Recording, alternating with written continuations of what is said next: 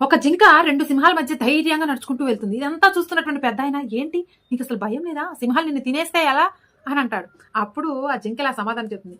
"నేను అడవిలో తిరుగుతూ ఉండగా ఒక సింహం ఆ పిల్లలకి జన్మనిచ్చి హఠాత్తుగా చనిపోయింది. అవి ఆకలితో ఏడుస్తూ ఉంటే నా పాలు ఇచ్చి వాటి రెండిటిని పెంచాను. అవే ఇప్పుడు పెద్దగా అయ్యి అడవికి కూడా ఒక స్టేట్‌మెంట్ పాస్ చేశాయి. మా జింక అమ్మ వైపు ఎవ్వరు కన్నెత్తి చూడకండి, ఎవరు హాని చేయకండి అని చెప్పేసి ఇప్పుడు నన్ను రక్షిస్తూ వస్తున్నాయి ఈ సింహాలు" అని చెప్తే, ఇదంతా వింటున్నటువంటి చెట్టు మీద రామచిలక, ఓహ్! ఇలా మంచిగా వాళ్ళకి సహాయం చేస్తే, మంచిగా సహాయం చేస్తే నాకు మంచి జరుగుతుంది అని చెప్పేసి అటుగా వెళ్తున్నటువంటి పాముకి ఒక ముల్లు గుచ్చుకొని ఇబ్బంది పడుతూ ఉంటే దాని ముక్కుతోటి ఆ పాముకున్నటువంటి ముల్లుని తీసి పారేస్తుంది. ఇది ఎప్పుడైతే కోలుకుందో పాము వెంటనే రామచిలకని కాటేస్తుంది.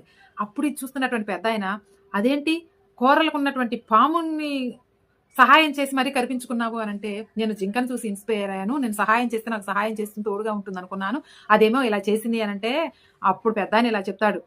మనం సహాయం చేస్తే అలా కృతజ్ఞతలు కలిగినటువంటి సింహం, పులి లాంటి వాటికి అలాంటి వాటికి చేయాలి. తిన్న కంచంలోనే విషం కక్కేటటువంటి ఇలాంటి పాములకు చేయకూడదు అని. ఇదెందుకు చెప్తున్నానంటే, మన లైఫ్‌లో కూడా మనం సహాయం చేసేవాళ్ళు ఎలాంటి వారు, ఎలా బిహేవ్ చేస్తారు, ఎలా కృతజ్ఞత భావంతో ఉంటారు అనుకోని మాత్రమే సహాయం చేయండి. వాళ్ళు తిరిగి సహాయం చేయకపోయినా పర్లేదు కానీ, మనల్నే వెన్నుపోటు పొడిచేలాగా మాత్రం ఉండకూడదు. జనాలందరూ అలాగే ఉన్నారండి. అవసరానికి వాడుకుంటున్నారు. అవసరం తీరాక మనతో ఆడుకుంటున్నారు. కాస్త జాగ్రత్తగా ఉండండి ఇలాంటి కోరలున్నటువంటి పాములతోటి. ఓకేనా?